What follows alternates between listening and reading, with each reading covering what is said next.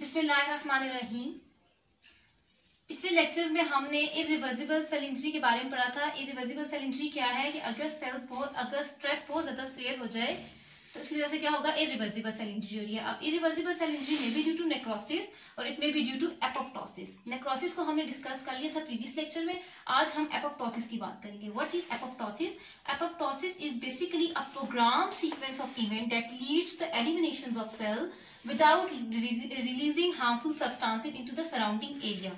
क्या है कि एक प्रोग्राम सीक्वेंस है, programme sequence of cell death है, जिसमें क्या हो रहा है कि सेल की इलिमिनेशन हो रही है लेकिन सराउंडिंग एरिया में कोई harmful injurious agent substances release नहीं हो रहे। मतलब मींस इंफ्लेमेटरी रिस्पांस इलिक नहीं हो रहा। अब फीचर्स क्या है एपोप्टोसिस के? श्रिंकेज ऑफ द सेल का साइज जो है वो छोटा हो रहा है, न्यूक्लियर फ्रेगमेंटेशन हो रही है, क्रोमैटिन कंडेंसेशन हो रही है और प्लाज्मा मेम्ब्रेन इंटैक्ट है। जबकि नेक्रोसिस में प्लाज्मा मेम्ब्रेन क्या हो जाती है, डिस्ट्रक्ट हो जाती है। लेकिन एपोप्टोसिस में क्या है, प्लाज्मा मेम्ब्रेन इंटैक्ट है, इट फॉर्म ब्लेबिंग्स हो रही है, बेल्स फॉर्मेशन हो रही है, ब्लेब्स, और apoptotic bodies are formed. Apoptosis में भी फिजियोलॉजिकल और पैथोलॉजिकल। अब फिजियोलॉजिकल एपोप्टोसिस कैसे होती है और कहाँ होती है? अगर हम देखें programme cell death during embryogenesis. In embryogenesis, there is a programmed cell death.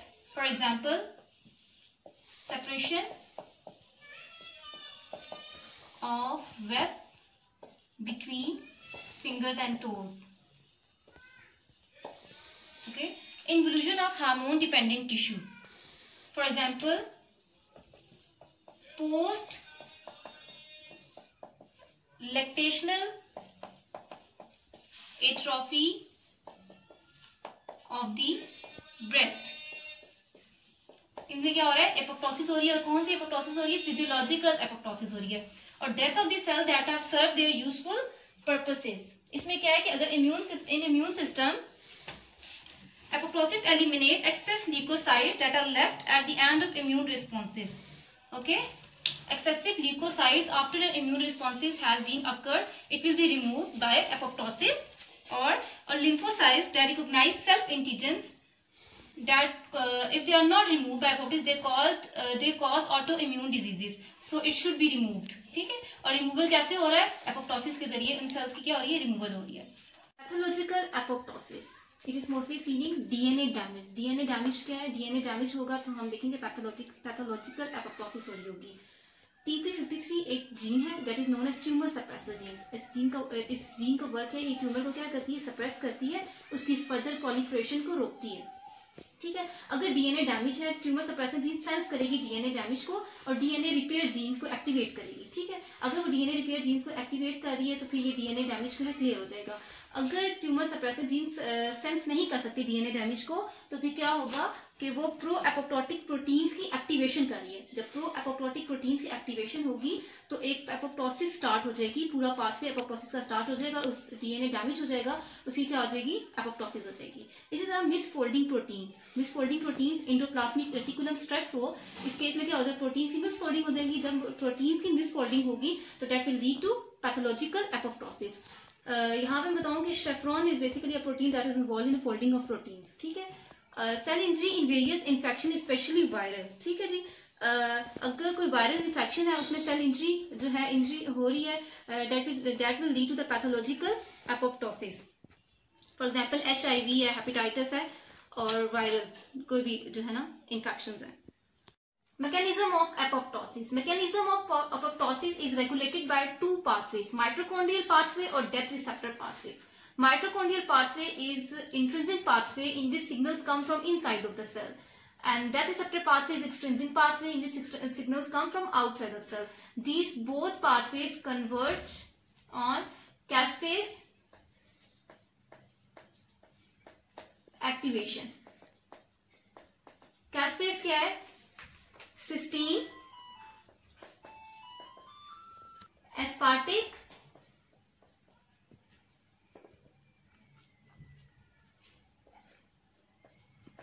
Protease. ठीक है, एंजाइम। ठीक है, cysteine, aspartic acid, protease, enzymes, they are always in the form of zymogen, sorry, zymase, that is inactive state. It is activated when apoptosis starts in the cell. ठीक है, जो कैस्पेस है ना, कैस्पेस initiated होता है और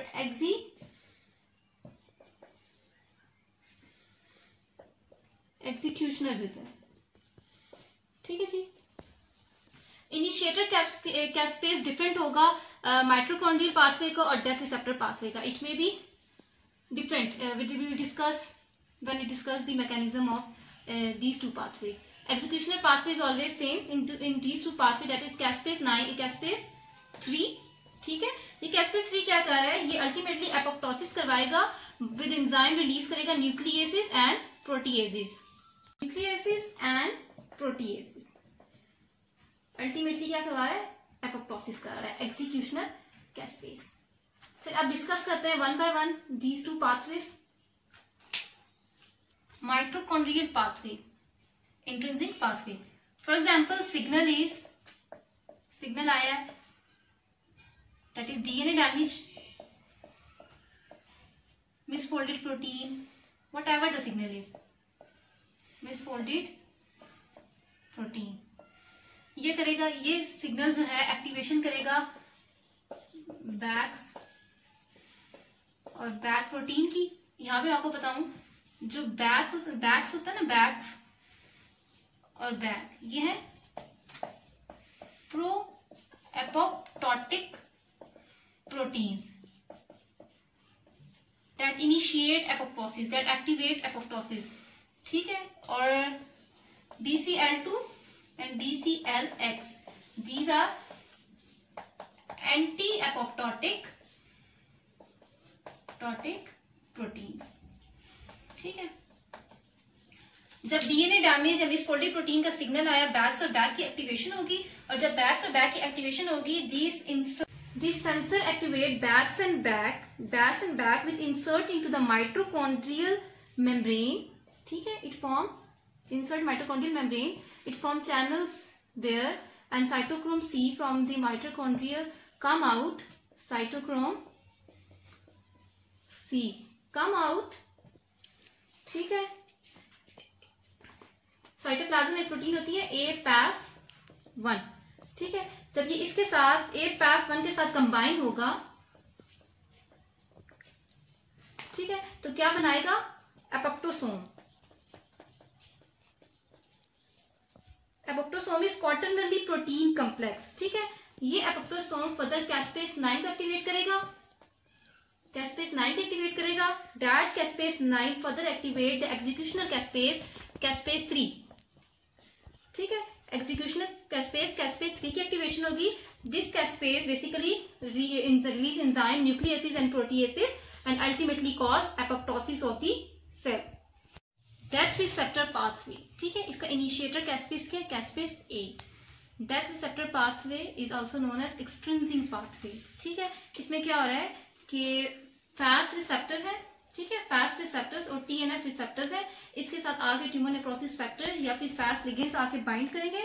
व्हेन फास्ट लिगेंड और TNF bind with the receptor, then there is conformational change in the death domain, DD death domain. There is a conformational change in the death domain. ठीक है, which will bind to the adapter proteins that will bind to the adapter protein, which causes activation of caspase 8। ठीक है, अब इस caspase 8 के दो fate हैं, या तो ये डायरेक्ट जो है एक्जीक्यूशनल caspase 3 की एक्टिवेशन कर दे और डायरेक्ट एपोप्टोसिस करवा ले, या फिर ये क्या करे कि ये एक्टिवेट कर दे बिट प्रोटीन को, बिट प्रोटीन की एक्टिवेशन कर दे, that further activate that T bid protein which activate backs and back। मीन्स एक तो दोबारा से intrinsic pathway start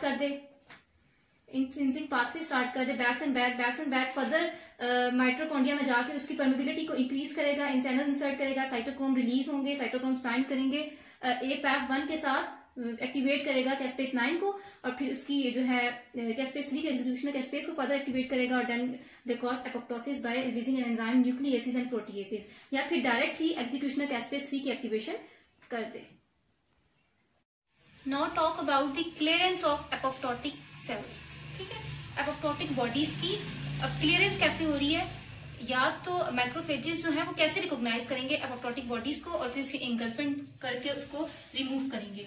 फोस्फोडिडाइल serine flips out हो जाए सेल मेम्ब्रेन से, तो मैक्रोफेजेस आएंगे और then they will eat engulf that bodies and remove it। या फिर apoptotic bodies release certain soluble factors that requires phagocytosis। या तो apoptotic bodies कुछ soluble factors खुद रिलीज करते हैं जो phagocytosis को enhance करता है। या फिर apoptotic bodies express adhesive glycoproteins that are recognized by macrophages।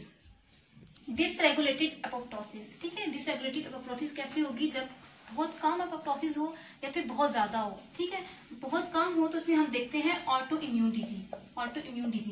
Diseases में फॉर एग्जांपल अगर मैं ऐसे कहूँ कि in normal immune reactions lymphocyte जो है वो रिमूव हो जाते हैं जब उनका फंक्शन परफॉर्म कर लेते हैं to prevent that they will react with their own body antigens to cause auto immune diseases but with the help of apoptosis. अगर एपोप्टोसिस बहुत कम होगी तो वो रिमूव नहीं होंगे और उनके अपने ही बॉडी के एंटीजन के साथ रिएक्ट करके ऑटो इम्यून डिजीजेस कॉज कर सकते हैं। ठीक है, और सेकेंड हम देखते हैं कि कैंसर ना, in cancer there is TP53 mutation, TP53 genes की म्यूटेशन हो जाए that it will lead to cancer dysregulated apoptosis. Too much apoptosis बहुत ज्यादा हो जाए तो फिर क्या होगा कि हम कहेंगे एप्लास्टिक एनीमिया। एप्लास्टिक एनीमिया क्या है, एप्लास्टिक एनीमिया बेसिकली जो ब्लड सेल्स की फॉर्मेशन हो रही है ना वो डिक्रीज हो जाए बोन मैरो में। क्यों, अगर एपोप्टोसिस बहुत ज्यादा होगी, बहुत ज्यादा सेल डेथ होगी तो that it lead to aplastic anaemia and neuro degenerative disorders। Pathological calcification. Pathological calcification क्या है, it is the abnormal deposition of calcium salts together with small amount of iron, magnesium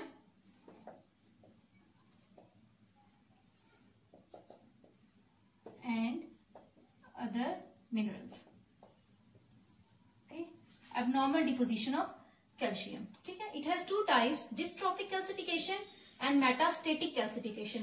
dystrophic calcification क्या है, in dystrophic calcification calcium metabolism normal है। ठीक है, normal serum calcium level है but it occur in the dead tissue। ठीक है, necrotic tissue में जैसे advanced atheromas in aging और damaged heart valves। ठीक है, dystrophic calcification of the aortic valve is an important cause of aortic stenosis। in aortic stenosis dystrophic calcification of aortic valves is a common cause। ठीक है, हम देखते हैं dystrophic calcification is initiated by extracellular deposition of crystalline calcium phosphate in the membrane bound vesicles which may be derived from injured cells। ठीक है, membrane bound vesicles में क्या हो रहा है, कैल्शियम फॉस्फेट की डिपोजिशन हो रही है। ठीक है, मेम्ब्रेन बाउंड वेसिकल्स कौन से, इंजर्ड सेल्स की। तो डिस्ट्रॉफिक कैल्सिफिकेशन कहां पे हो रही है, डेड टिश्यू में हो रही है।